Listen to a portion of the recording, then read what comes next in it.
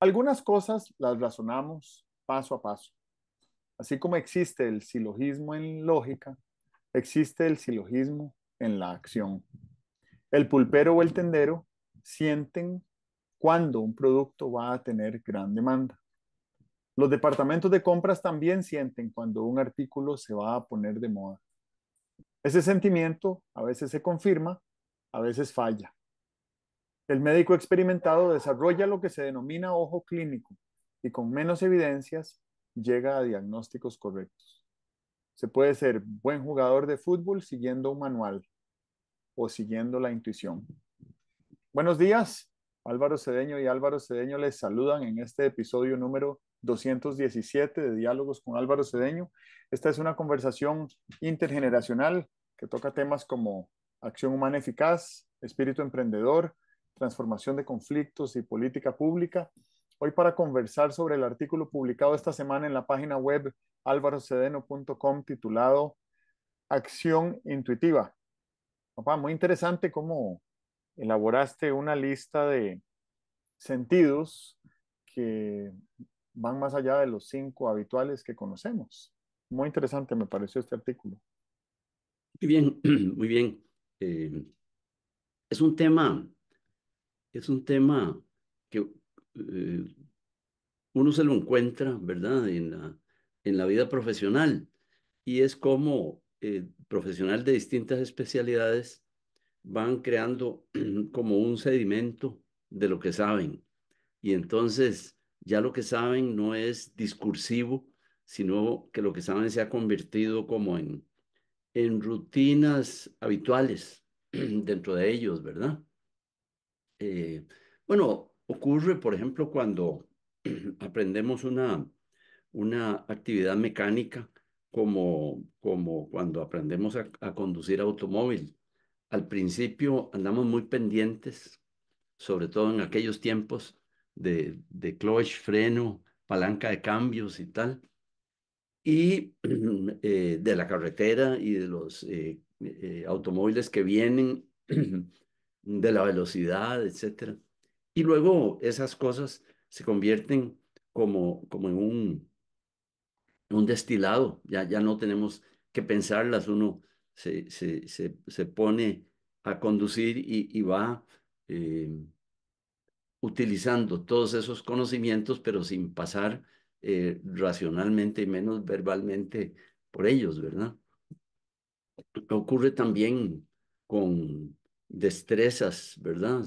Supongo, tengo que hacer un supuesto, que los que bailan bien lo hacen también de esa manera, y los que practican deportes, ¿verdad? Donde más lo veo es en el fútbol. eh, a mí me llama muchísimo la atención cuando algún entrenador empezó a hablar de jugar sin bola y no lo entendía hasta que lo pensé. Claro, el fútbol primero hay que saberlo jugar sin bola. Todas las tácticas, todas las estrategias son sin bola y entonces conviene que el jugador aprenda a utilizar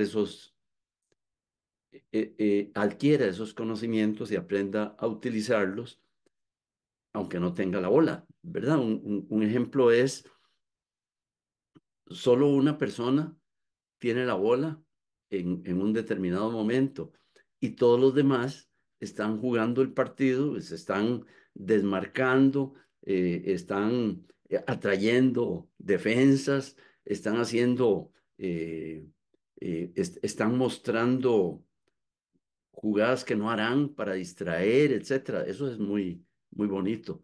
Eh, Creo que debe haber una parte del manual del director técnico que tenga que ver con eso, ¿verdad?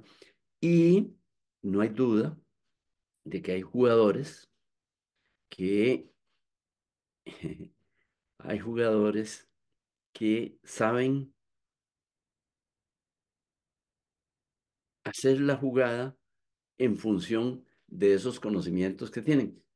Creo que cuando llaman los locutores deportivos la picardía del fútbol, la picardía del fútbol, consiste en eso, ¿verdad? En ver de qué manera sacamos ventaja de los demás. Yo recuerdo que cuando éramos muchachillos, Heredia, el Club Sport Herediano, se enfrentó al Banfield. ¿Y Banfield de dónde era? ¿De Argentina o de Brasil? De Argentina. Ok. Se enfrentó al Banfield y había un amigo que sabía narrar la jugada en la cual Mario Murillo, delantero de Heredia, se dio cuenta, pero allá como por la media cancha, que el famosísimo arquero de el Banfield, que se apodaba el Oso Graneros, estaba adelantado y le disparó y lo bañó, pero era tal el prestigio y la seguridad del Oso Graneros que él la vio venir y empezó a caminar para atrás y luego tuvo que correr y cuando corrió más se cayó y entonces el Estadio Nacional, pequeñito, memorable, heroico, estalló, ¿verdad? Y entonces, allá de tiempo en tiempo, le pedíamos nosotros que nos contara otra vez la historia que habíamos visto. Yo la vi, yo la vi en el estadio, pero era muy lindo oír la historia. Bueno, Mario Murillo utilizando la intuición, ¿verdad? Para bañar a los graneros. Ujú. Qué linda historia. ¿Sabes que el grado de dificultad que implica un deporte como el fútbol comparado con un deporte como el baloncesto es muy representativo en los marcadores de ese deporte, ¿verdad? En básquetbol o en baloncesto hay 80, 100 anotaciones en un partido, mientras que en fútbol a veces el partido termina sin anotaciones o con una Ujú. anotación, porque el grado de dificultad de coordinación psicomotora entre el cerebro y el pie es muchísimo más complejo por la distancia que hay en toda la red nerviosa entre el cerebro y el pie que la que hay entre el cerebro y la mano. Entonces, el nivel de precisión que se necesita desarrollar con el pie para que el fútbol sea medianamente agradable de ver es, es muchísimo, ¿verdad? Hay que practicar mucho, entrenar mucho y poder tener ese nivel de destreza. A veces, en un partido de fútbol, un jugador patea la bola y se va para afuera, ¿verdad? Y bueno, y si se fue para afuera, eh, eso se califica como un fallo, no fue gol, ¿verdad? Fue un tiro desviado. Pero cuando uno ve la repetición del tiro desviado y ve que la trayectoria de la bola es perfecta como para que hubiera entrado en el puro ángulo del marco, pero la bola iba a 1 metro de distancia del marco, uno dice, la técnica con la que pateó era la correcta, pero el ángulo del pie o el ángulo del cuerpo o la fuerza con la que pateó era mínimamente incorrecta. Y bueno, creo que por eso el fútbol es tan emocionante, porque el jugador puede hacer todo bien y el último contacto con la bola le sale 1 milímetro, una fracción de segundo antes o después de lo que requería y se convierte en un fallo. Entonces creo que tal vez por eso es tan emocionante el fútbol. Y bueno, y creo que también esto aplica para eh, deportes que utilizan raquetas o paletas, ¿verdad? Ponías el ejemplo del ping-pong en tu artículo. Yo pensaba ahora en el tenis, la increíble precisión que tiene un tenista, a pesar de que el golpe con la bola tiene una distancia que está más allá de su propio cuerpo, porque hay una Ujú. raqueta de distancia, pero Claro. con la precisión que tiene su mano y la conexión con el cerebro, puede tener una precisión de poner la bola en la línea casi todas las veces, lo cual es eh, un acierto, no un fallo, ¿verdad? Si se le va un poquito de la línea es un fallo, pero incluso en tenis, existe una clasificación de los puntos, ¿verdad? Los puntos a veces son aciertos de diferentes tipos y a veces son fallos de diferentes tipos. Y hay un fallo en el tenis que se clasifica como un error no forzado. Quiere decir que el jugador cuando devolvió la bola la pegó en la net y no pasó al otro lado y eso es un error no forzado. Nadie lo obligó a fallar. Él simplemente falló porque le falló un milímetro o una milésima de segundo el golpe con la bola. Estoy, este artículo que publicas hoy eh, se conecta con dos temas que querría abordar hoy, bueno, de manera muy tentativa, porque no son temas en los cuales tengo ningún grado de experiencia, pero sí son dos temas que, que son pertinentes. El primero de ellos tiene que ver con lo que se denomina, por lo menos en inglés, no sé cómo se denominará en español, pero es el soma. Y el soma es eh, eh, esa aura de eh, influencia que afecta a nuestro cuerpo y que afectamos con nuestro cuerpo y que está más allá de nuestro cuerpo. Alguna gente dice que son 2 metros a la redonda de nuestro espacio vital, otra gente piensa que es más cerca, pero se refiere exactamente a eso que describes en el artículo, de que uno puede ir caminando en la casa o en el bosque o en un parqueo buscando su propio carro y no anda pegando con todo, ni tampoco anda constantemente pensando cómo evitar pegar con todo, porque desarrollamos como parte de nuestro sistema de inteligencia y de experiencia, que esto es a lo que me quiero referir en el siguiente tema, la habilidad de conducir nuestro cuerpo sabiendo que no vamos a pegar. Bueno, todos los que somos adultos hemos pasado por la adolescencia y sabemos que en la adolescencia pegamos con cosas, pegamos el dedito pequeño del pie en una pata de una silla que sabíamos que estaba ahí y que no siempre la pegamos, pero a veces la pegamos y duele muchísimo, ¿verdad? Eh, o nos sacamos la viuda, ¡pah! Pegamos el codo contra un filo de algo justo en el lugar exacto donde da esa sensación, ¿verdad? Digo, sacar la viuda, golpearse un nervio que pasa ahí por el codo. Eh, y en la adolescencia, cuando el cuerpo del ser humano tiene su última expansión dimensional física a partir de los 10 años más o menos, porque de los 7 a los 10 el cuerpo humano como que desacelera su proceso de crecimiento, pero a partir de los 10 ¡guau! Tiene una expansión de unos 7 8 9 años y en ese proceso de expansión gobernar el cuerpo es difícil. Es Y el algo, alma también. bueno, también es algo a lo que tenemos que acostumbrarnos, ¿verdad? A gobernar un cuerpo de otra dimensión. Entonces, el tema del soma me ha gustado mucho. Los últimos 6 meses me he topado el concepto en varias ocasiones y tiene que ver con esta matriz energética de influencia multilateral que nos rodea, ¿verdad? Y que interactuamos con ella. Eh, Podemos hablar un poco más de eso en otro momento.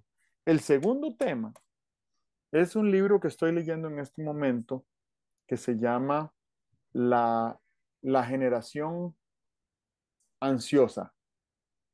Y la generación ansiosa es escrita por un eh, psicólogo social que tiene varias obras. Esta es la primera que le conozco, me la han recomendado, sobre todo en la escuela de mis hijas, que es una pedagogía Waldorf, y el libro habla sobre lo que el autor denomina que es la gran reconexión que ha sufrido nuestra especie a partir del 2010, a partir del 2010, ¿verdad? Han pasado 14 años desde el 2010. ¿Y qué es lo que ha cambiado a partir del 2010? Se masificó el teléfono inteligente, eh, el, el iPhone 4 de Apple que salió en ese año fue el primer teléfono en traer una cámara frontal. para tomarse una foto uno mismo. En el 2012, Facebook compró Instagram, que es una red social. Eh, Se decretó en Estados Unidos la edad mínima para poder suscribirse a redes sociales en los 13 años de edad. Esa es lo que se llama la adultez de redes sociales, son los 13 años. Y entonces, en estos 5 años, entre el 2010 y el 2015, la relación del ser humano con estos dispositivos nos transformó como especie por completo. Sobre todo a las poblaciones en condición de vulnerabilidad por procesos evolutivos como lo es la adolescencia, donde estamos desarrollando nuestra sensación de autoimagen, de autoestima, de desarrollo de habilidades para establecer relaciones, de capacidad de resolver conflictos interpersonales, de desarrollar la iniciativa de iniciar una conversación, de establecer una relación romántica. Todo eso lo aprendemos en la adolescencia. Y la última generación de seres humanos que nacidos desde 1996 para acá, que esa es la denominada generación, esos son los millennials. Son personas que en el 2010 tenían 14 años, empezaron a interactuar con estos dispositivos y el costo de oportunidad de cada minuto que se dedica a ese dispositivo en esa edad es determinante para la evolución de esa persona por el resto de su vida, porque esas destrezas de interacción social que no se desarrollan en esa edad, no se desarrollan nunca. Entonces, yo que soy padre de niñas, no voy a decir que son niñas pequeñas porque ya no son pequeñas. Inga mañana cumple 7 y Aiko va a cumplir 11. Entonces yo diría que Aiko es preadolescente. Y además son mujeres. Y esto lo quiero señalar a partir de lo que menciona el libro. Antes del 2010, la tasa de suicidio adolescente en Estados Unidos era el triple para mujeres que para hombres. Y a partir del 2019, antes de la pandemia, la tasa de suicidios adolescentes se había duplicado en hombres y se había triplicado en mujeres. O sea, las mujeres adolescentes en esta era de la gran reconexión que ha sucedido desde el 2010 para acá, son la población en condición de mayor vulnerabilidad que tenemos en nuestra humanidad. Entonces, yo que soy padre de niñas preadolescentes que están viviendo en esta era de reconexión con estos dispositivos, eh, estoy seriamente preocupado. Y qué dicha que este libro me cayó en las manos, porque desde hace como un mes yo le dije a mi esposa, quiero asumir mi rol responsable de lidiar la cruzada por una niñez y adolescencia conscientes. Y la responsabilidad primera y última es de los padres. Yo no le puedo delegar esta responsabilidad ni a la escuela, ni al culto, ni a la calle, ni a los influenciadores en redes sociales, ¿verdad? Que ya con esto te cedo la palabra, pero en estos 14 años hemos pasado de buscar validación social de otros, que esa es nuestra biología diseñada desde los genes. Buscamos validación desde que nacemos hasta que nos morimos. La vitalidad de ser reconocidos y de ser aceptados y de ser amados es vital.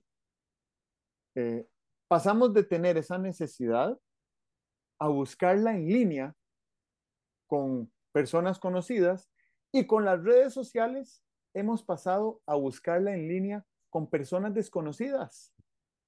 Entonces programamos nuestros dispositivos para que nos manden una notificación cada vez que alguien, conocido o desconocido, valide lo que dijimos. Y eso, bueno, no quiero dar mi opinión porque estoy leyendo el libro de una persona que ha hecho estudios con miles de sujetos en su población meta científica, eh, pero me parece que yo querría buscar la manera de ofrecerle a mis hijas otro tipo de transición entre la niñez y la adultez, ¿verdad?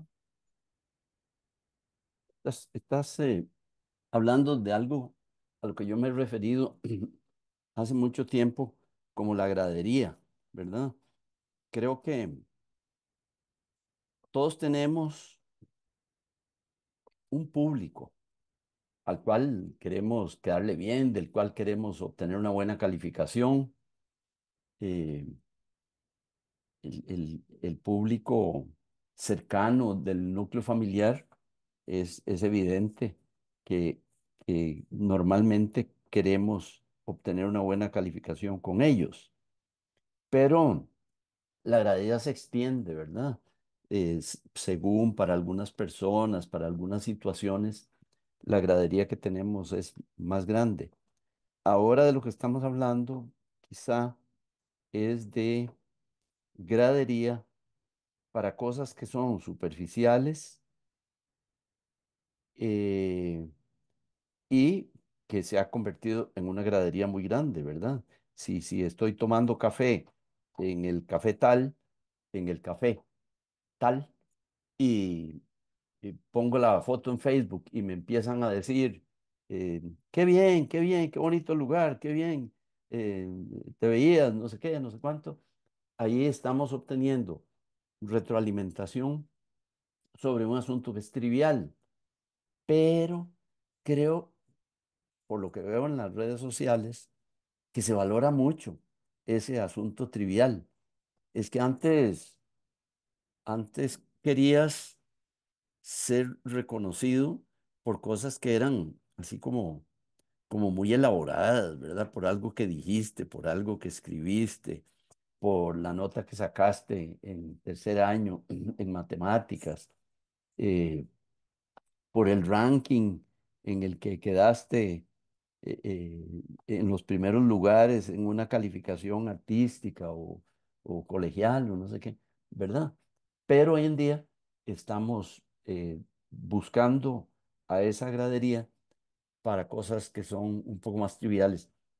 Y cuando empezamos a mencionar ese libro y las investigaciones, yo pensaba en que a veces se nos pasa desapercibido algunos insumos nuevos que están afectando a nuestra sociedad y que tendrán, sin duda, muchísimo impacto. Ahora cuando decías, desde el 2008 ha aumentado no sé qué cosa, eh, eh, porque redes sociales y tal, el boom de las redes sociales, claro, me parece que vivimos en una sociedad donde realmente no sabemos en qué dirección y con qué intensidad nos está llevando cosas como, no sé, para hablar de uno, la facilidad con que podemos conseguir información, ¿verdad? Si antes ibas a a la biblioteca y pedías una enciclopedia para ver un determinado tema, y ahora ahí mientras estás hablando, o tú lo buscas, o alguien con los que estás hablando te lo busca, esa inmediatez de la información no creo yo que solo tenga consecuencias desde el punto de vista de tenemos más información. Habrá más cosas, ¿verdad? Fíjate que, por ejemplo, algo como tan poco conectado con la velocidad con la cual se tiene información, antes de tener información te daba un distintivo social, ¿verdad? Los profesores tenían eh, la información que tenía un estudiante posiblemente multiplicada por 10. Hoy en día o ya no está multiplicada por 10 o a veces el estudiante tiene una información mayor que la que tiene el profesor. Entonces, eso desde luego que en la jerarquía social va a cambiar las cosas. El maestro que vivía en tu barrio, pues nunca le ibas a preguntar cosas, pero siempre considerabas que tenía una potencialidad distinta a la que tenías tú o a la que tenía tu padre o a la que tenía el otro vecino. Esa, eh, ese cambio en las valoraciones y en las jerarquizaciones sociales, sin duda será uno de los, quién sabe cuántos, subproductos de la inmediatez de la información. Entonces, cuando, cuando se habla, por ejemplo, de tendencias, pues a mí siempre me hablan de tendencias, en las primero que pienso son en las tendencias eh, más manejables, que son las demográficas, ¿verdad? La tendencia demográfica es muy manejable porque ya está aquí, ya comenzó. Comenzó con los niños que nacieron hace no sé cuánto y que ya están aquí. Sí, nos estamos haciendo viejos no porque nos cayera una, una crisis de vejez, no, nos estamos haciendo viejos porque hay un grupo de gente que nacimos antes de 1940, ¿verdad? Ok. Entonces las tendencias demográficas como que son muy fáciles de verlas y de manejarlas, fáciles entre comillas. Eh, pero hay unas tendencias ocultas, ¿verdad? Si nosotros no sabemos cuán poderoso se sienta un chiquillo de 5 años que puede buscar cosas en un teléfono inteligente, cuánto más poderoso se sienta que un chiquillo de 5 años de hace 50 años que tenía unas determinadas potencialidades, ¿verdad? Con un martillo y una lata de sardinas podíamos hacer un montón de cosas, pero hoy en día este niño tiene la posibilidad de esperar de su capacidad cosas que están menos a la vista, que son menos triviales, que van más allá de lo inmediato material. Esas tendencias, me parece a mí, que van a configurar el futuro sin la menor duda, pero que como que cuesta mucho predecir para dónde van y aún cuesta mucho detectarlas, ¿verdad? Eh, yo, yo, yo soy muy musical, a mí me gusta mucho la música popular y hago la comparación de la maravilla que resulta ahora oír, escuchar una canción y que inmediatamente puedas buscar la letra por ahí y volver a oír la canción, buscar hasta un karaoke y ya te involucras y tal que antes, que uno escuchaba una canción en una emisora y tenías que quedarte pegado con esa emisora a ver a qué horas volvía a poner la misma canción, ¿verdad? Esa, esa cosa, desde luego, que nos está haciendo más confiados en nuestro control. Ahora tenemos muchísimo mayor control. Tenemos un control de objetos que se llama, que es algo muy instintivo y que como lo satisfacemos y vamos ganando confianza en nuestro control, cuidado si no sentimos que tenemos capacidad de controlar unas cosas que no son controlables, ¿verdad? Eh, en la crisis de los misiles, en el pulso ese Kennedy-Khrushchev, nos asustamos muchísimo. ¿Por qué ahora no nos asustamos muchísimo cuando los Estados Unidos dan permiso a Ucrania de bombardear objetivos en territorio ruso?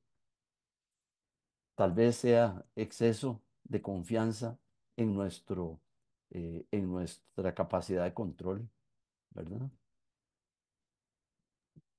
Acabo de tener un recuerdo muy vívido de hace, me parece que 39 años, en 1985, cuando aquella banda española llamada Mecano sacó una canción que se llamaba Cruz de Navajas. Ajá. Ajá. Y yo nunca la escuché en su época, la escuché varios años después, cuando compré el disco de grandes éxitos de Mecano y escuché la canción y escuché la letra que era muy dramática, pero en aquella época cuando salió la canción, la cantabas. Ah, sí. Ahí seguro te aparecía en el radio del carro y llegabas a la Ajá. casa, o tal vez fue solo una vez que la escuchaste y cantaba la canción y entonces siempre se me quedó grabado ese, como el coro de la canción, pero nunca supe qué decía la letra hasta muchos años Ajá. después. Es una canción tétrica, ¿verdad? Sí, claro. Eh, sí, estabas hablando de la información y de la inmediatez de la información y del valor sociopolítico de la información. Hubo una época en que tener la primicia era valioso como negocio para un medio de prensa. Hoy en día, desde que existe Twitter, nadie tiene la primicia, ¿verdad? Eh, porque el que la tiene y la comparte puede no ser tan valioso como el primero que la recicla después de que la vio en primicia, ¿verdad? Entonces, ya no importa si tienes o no tienes la primicia. Y en realidad, ya no importa si tienes o no tienes la información, porque la inmediatez de la información y la amplitud de información disponible es tan grande que nadie puede saberlo todo en todo momento. Alguna vez escuché a una experta en comunicación hace muchos años, en una conferencia en Estados Unidos, decir que con la ascensión de Internet, con el crecimiento de Internet, el ser humano poseía más o menos una trillonésima parte de toda la información que existía. Y ella daba este dato estadístico para referirse a la vastísima ignorancia que tenemos Claro. absolutamente todos nosotros en todo momento respecto a casi todo. Y creo que ese es un recordatorio para, para hacer un acto de humildad siempre Claro. cuando creemos que tenemos la razón. Y hacia allá voy, hacia lo de la razón, porque también hemos hablado acá recientemente mucho sobre la era de la posverdad y la era del post-estado y la era de la post-presidencia.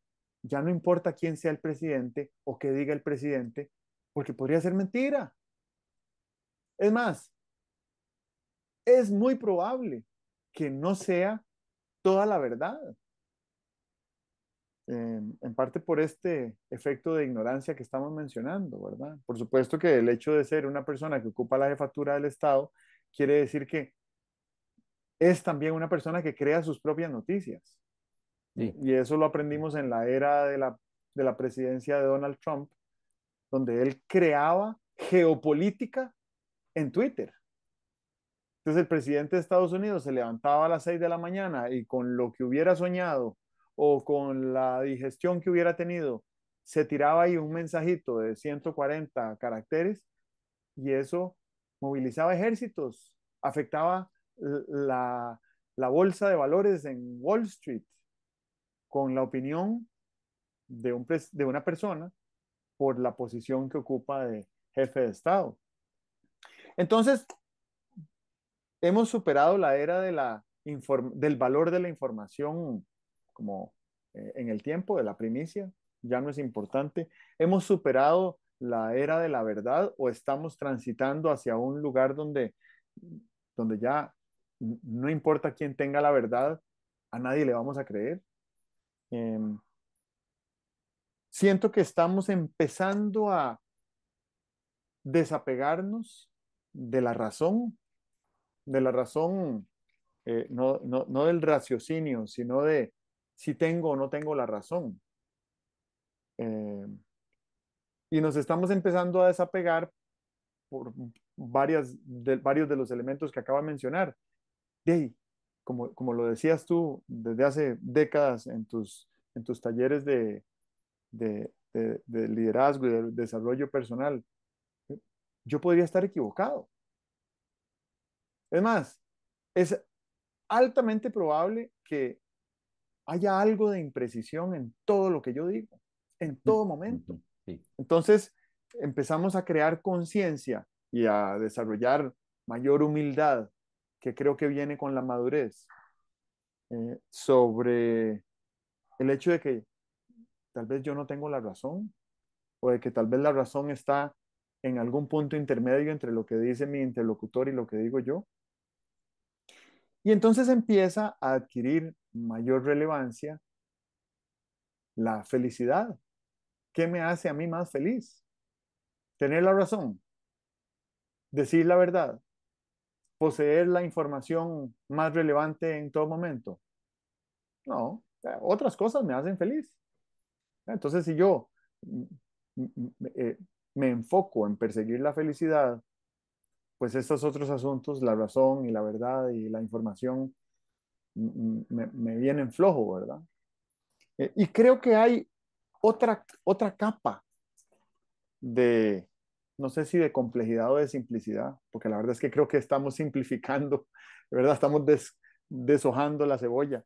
Otro nivel de simplicidad que es el del bienestar, ¿verdad? Que bienestar no solo es felicidad, no es como decir, ah, qué alegría estar aquí sentado, ¿verdad? Es como, eh, ¿qué es lo qué es lo que produce un efecto de una sensación agradable a nivel físico, a nivel mental, a nivel emocional, a nivel espiritual, a nivel energético, a nivel ancestral, a nivel cósmico? ¿Cuál es mi relación con el Sol y con la Luna y con Saturno y con las estrellas? Si estamos hechos del mismo polvo del que están hechas las estrellas, porque hasta donde nos ha alcanzado nuestra inteligencia colectiva y la capacidad de estudiar por medio del método científico la teoría del origen del universo, al detonarse el Big Bang, se liberó toda la energía que existe hoy en el universo, incluida la materia de la que está hecha el Sol y todos los otros billones de estrellas que hay en el universo, y también la Tierra, y también tú, y también yo. Entonces, si estamos hechos del mismo polvo de estrella, ¿cuál es la conexión que quiero cultivar entre el Sol, que es determinante, fundamental, indispensable para la vida en el planeta, y la Luna, cuya fuerza gravitacional también es indispensable para que la vida en el planeta sea como es? Y bueno, y los otros 6 niveles de bienestar que acabo de enumerar. Así que me parece que ahí vamos aumentando o descubriendo capas de simplicidad sobre lo que es realmente importante. Decía, bueno, dice el famoso dicho, yo no sé de dónde será ese dicho, pero el dicho también se ha desvirtuado y yo quiero reivindicarlo a su versión original, y es que más sabe el sabio por viejo que por sabio. ¿Verdad? No hay sabios eruditos jóvenes, y creo que no hay sabios eruditos jóvenes porque en la juventud no se ha tenido el suficiente tiempo para haber tenido las suficientes experiencias para acumular la sabiduría que da la experiencia. Y esto lo conecto con el libro de la generación ansiosa, que es una generación que está perdiendo, bueno, en colectivo, billones de horas, pero a título individual, miles de horas en esos años críticos de formación del ser pegados a un teléfono inteligente. Y en realidad le pongo 4 signos de interrogación a ese uso de la palabra inteligente que acabo de hacer. ¿Qué significa un teléfono inteligente si nos hace más tontos, si nos hace más pobres, si nos hace más tristes, si nos hace más ansiosos? Eh, entonces, volviendo a las experiencias que podemos tener en nuestro ejercicio, en nuestra evolución, pongámonos a pensar en la habilidad de caminar que tiene un niño de 2 años. Es una habilidad muy básica. Todavía no puede saltar. Un niño de 2 años todavía no sabe saltar.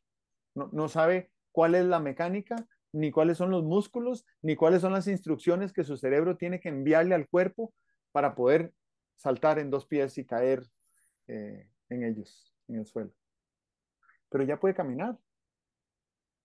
Ahora, sucede que desde que los niños hoy en día, en esta generación reconectada, están en el coche y están en la cuna, les ponen pantallas electrónicas para que se queden callados y para que los papás puedan eh, tomarse una cerveza o un helado o almorzar tranquilos.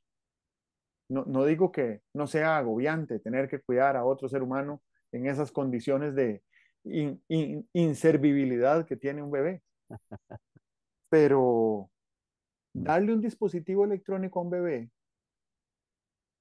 e inducirlo a la adicción que genera la toxicidad de esas pantallas, según lo que estoy leyendo en ese libro, y que lo puedo ver en mí mismo por el impacto que ha tenido en mi propia salud mental y en mi propio bienestar. El uso que le he dado a estos dispositivos electrónicos los últimos 14 años en esta era de reconexión, eh, es quitarle horas, miles de horas a la experiencia de convertirse en humanos. Entonces hay niños hoy en día que a los 2 años todavía no caminan porque prefieren estar sentados en el coche pegados a una pantalla electrónica que estar experimentando una y otra vez levantarse y caerse y volverse a levantar hasta que logre caminar. ¿No es esto muy dramático? Me parece que es, me parece que me parece que es más severo que el cambio climático. Me parece que es más preocupante que la inteligencia artificial. Y se los estamos haciendo a nuestros niños hoy, en este momento. Ya. Hay un niño que no camina a la edad que debería porque está pegado a una pantalla electrónica. Y esto me lleva al otro argumento que quería dar antes de cederte la palabra, y es que esa pérdida de tiempo, ese costo de oportunidad para poder tener las experiencias que necesitamos para ser humanos plenos, como fuimos diseñados para ser y que hemos sido durante los últimos 2 millones de años, o si queremos ser un poquito más precisos, los últimos 200.000 años desde que desarrollamos el neocórtex en la cabeza, que es una absoluta máquina de supervivencia y la tenemos parqueada por estar viendo una pantalla electrónica. Esas pantallas electrónicas y su uso excesivo genera lo que hoy la neurociencia está describiendo como fatiga de dopamina. Y fatiga de dopamina es Claro. que Ujú, esos estímulos, no me ujú, refiero a los estímulos visuales, ujú, me refiero a los estímulos emocionales, de ujú, validación, de ver si le dieron me gusta a mi publicación y qué ujú, comentarios hubo y si se lo compartieron a alguien más. Esa cantidad de ujú. estímulos que me generan incluso dopamina en el cerebro, con solo estar a la expectativa de recibir esos estímulos, hace que mi cerebro se fatigue y pierda por completo la capacidad de producir dopamina. No es tan dramática la pérdida porque es recuperable, pero para recuperar la capacidad de producir dopamina en el cerebro necesitamos desconectarnos de todos esos estímulos por 2 semanas. Eso es lo que dice la neurociencia hoy. Desconectarnos por 2 semanas. Tenemos que desintoxicarnos del uso de las pantallas electrónicas por 14 días continuos. Y desintoxicarse quiere decir superar la adicción para que nuestro cerebro recupere la capacidad de producir dopamina.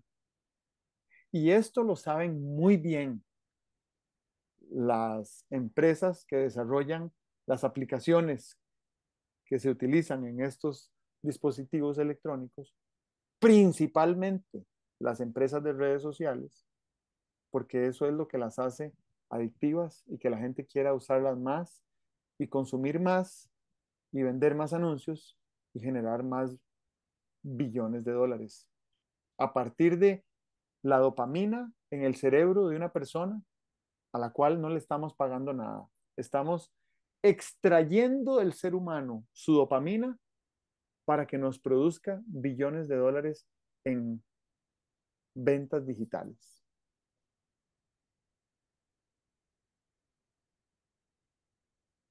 Me parece de lo que has venido diciendo en los últimos minutos, que si uno se pone a pensar en prospectiva, o sea, adivinanzas educadas sobre el futuro,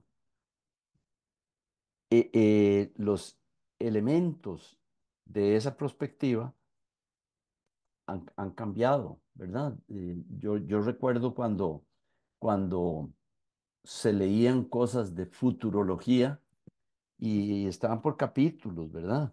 En materia económica, ¿qué va a pasar? En materia tecnológica, ¿qué va a pasar?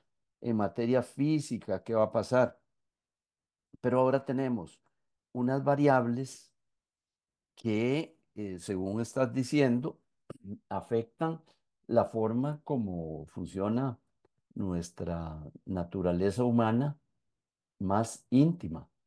Y no hay duda de que esos insumos que están produciendo esos cambios tienen toda la fuerza como para quedarse. ¿Por qué? Pues son muy populares. ¿Tú te imaginas lo que sería decir a este colegio no se pueden traer teléfonos celulares?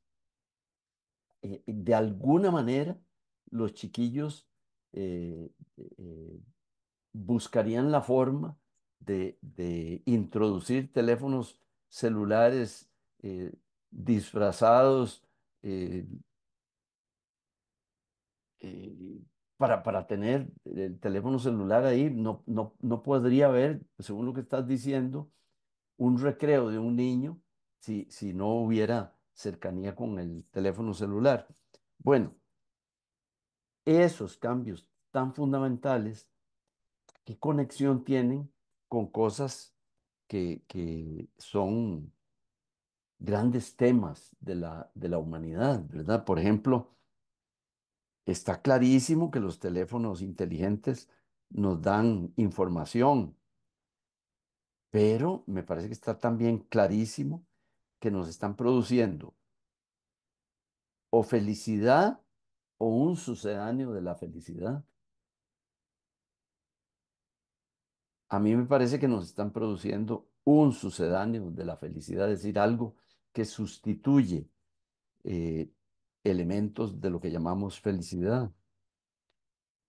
La satisfacción que te da un celular, el bienestar que te produce, bueno, es lo que explica en términos económicos la inmensa cantidad de teléfonos celulares que hay en un país de ingreso medio como Costa Rica, ¿verdad?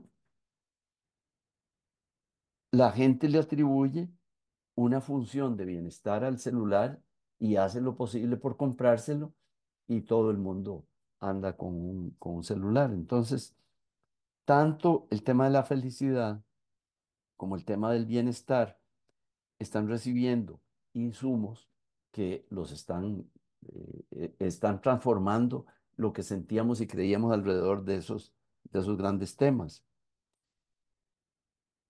Pero ves que el mismo protagonista, la misma inteligencia de un celular puede aplicarse al cultivo de la ciencia, puede aplicarse a hacer una investigación, a modificar la actividad científica.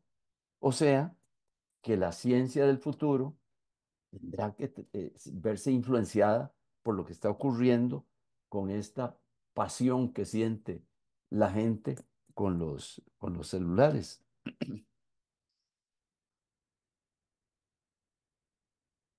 Y claro que valdría la pena preguntarse seriamente qué es más importante, si la ciencia o la felicidad. Eh, Alguien podría responder, bueno, es que la ciencia está relacionada con la felicidad, sí es cierto, en algunos aspectos sí, en algunos aspectos no.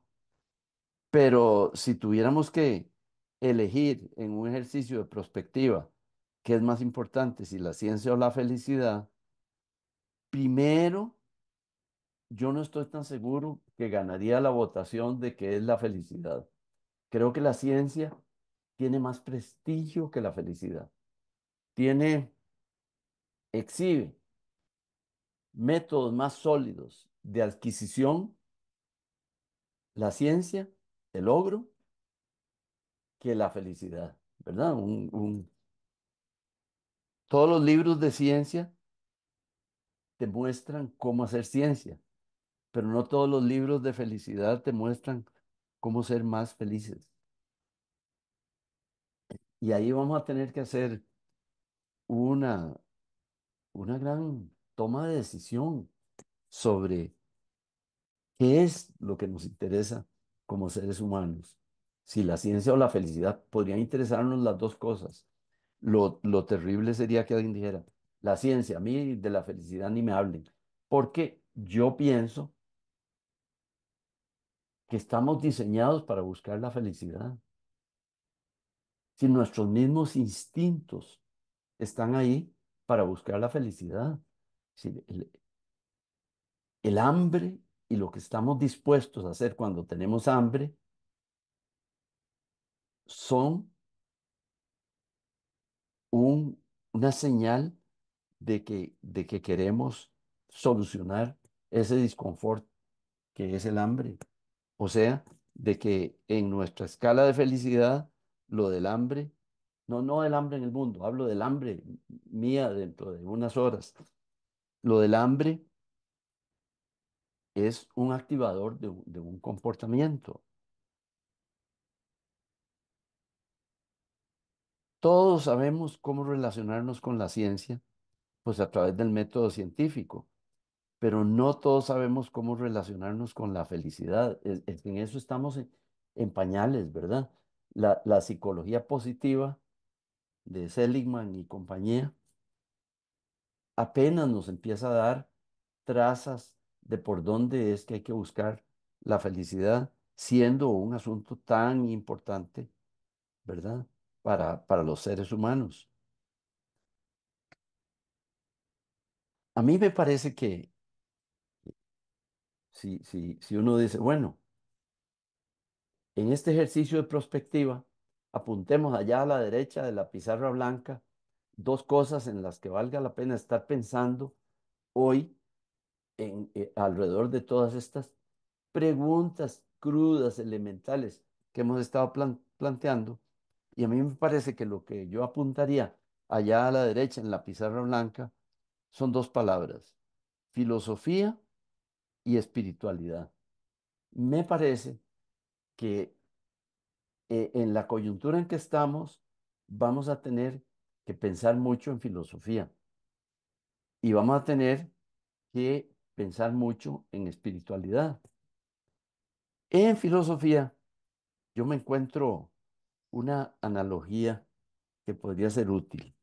Ve, yo pienso que en ciencia Hay dos versiones de la ciencia. Creo que una versión de la ciencia es tal vez la epistemología, cómo hacemos ciencia. Pero hay otra versión de la ciencia que es mucho más cercana a nuestros sentidos. Y nuestros sentidos son las puertas por las cuales la realidad entra en nosotros. La gran puerta por la cual la ciencia entra en nosotros es la tecnología. Todos tenemos más contacto con lo tecnológico que con lo científico. Y son posiblemente la misma cosa. Alguien podría decir, explíqueme usted un antibiótico que es tecnología, explíquemelo sin recurrir a la ciencia. No, no es posible. Pero mi contacto mayor con la tecnología, perdón, con la ciencia, es la tecnología. Yo estoy más cercano de un antibiótico o de un televisor o de o de la internet que lo que estoy de los principios científicos que le dan fundamento. Bueno, creo que la espiritualidad y la filosofía van a tener que producir, pensando que filosofía y espiritualidad tienen como la categoría que tiene la ciencia pura. Van a tener que producir la filosofía y la espiritualidad sus respectivas técnicas, sus respectivas ventanas por donde el ser humano se pueda asomar a ver qué es qué es la filosofía, porque es muy complicado cuando ves el hacer de los filósofos, es complicadísimo. Y supongo que cuando ves también lo de desarrollo espiritual, es como complicadísimo. Tenemos que crear una ventana técnica donde uno pueda decir, hombre, filosofía tiene una relación con la felicidad. Y la espiritualidad tiene una relación con lo trascendente. Ya como que tengo una ventana por donde asomarme. Eso, pensando en estas dos pizarras de perspectiva, que hay que poner una cosilla ahí de hacia dónde vamos, allá bien a la derecha, yo pensaría que hacia donde deberíamos ir es hacia abrirles ventanas tecnológicas a la espiritualidad y a la filosofía para que nos resultaran más accesibles, porque me parece que las dos cosas son saberes que se llamaban, no, pues se llaman, pero yo lo escuché cuando era estudiantito de primer año de universidad, la filosofía como saber soteriológico, como un saber para la salvación, no para salvar el alma, sino para salvar al hombre, ¿verdad? Las dos cosas son actividades para salvar al hombre, la filosofía y la espiritualidad. Muy bien. Bueno, nos ganó el tiempo. ¿Sí? Nada más quería dejar las cuatro recomendaciones que hace el libro La generación ansiosa para intentar reducir algunos de los efectos más dramáticos de esta exposición a dispositivos electrónicos adictivos. La primera es no darle acceso a esos dispositivos a menores de 15 años, eh, no permitir el uso de redes sociales antes de los 16 años, eh, crear escuelas libres de dispositivos electrónicos, que en eso está la educación Waldorf, y Nueva Zelanda e Italia a nivel nacional decretaron que se eliminarán las pantallas electrónicas de todas las escuelas en todos los grados. Y la cuarta es crear más espacios intencionales para la interacción social cara a cara entre personas adolescentes y adultos jóvenes y bueno, y adultos de otras edades también. Eso es. Muchas gracias. Qué bonito. Este último punto pega con las cosas de las que estaba hablando, de la filosofía y de la Ujú. espiritualidad. Eh, tenemos, dices, crear espacios intencionales para el cultivo de las interacciones y de las relaciones interpersonales. Consejo de silabario, aprendamos a querernos. Ujú. El desafío no es sencillo, pero aprendamos a querernos. Ese tema lo tenemos por ahí olvidado, ciego y tal, y tal vez, bueno, a lo mejor en las escuelas lo que se hace relacionado con convivencia, con solución de conflictos, con comunicación, sean formas vergonzantes de hablar de amor.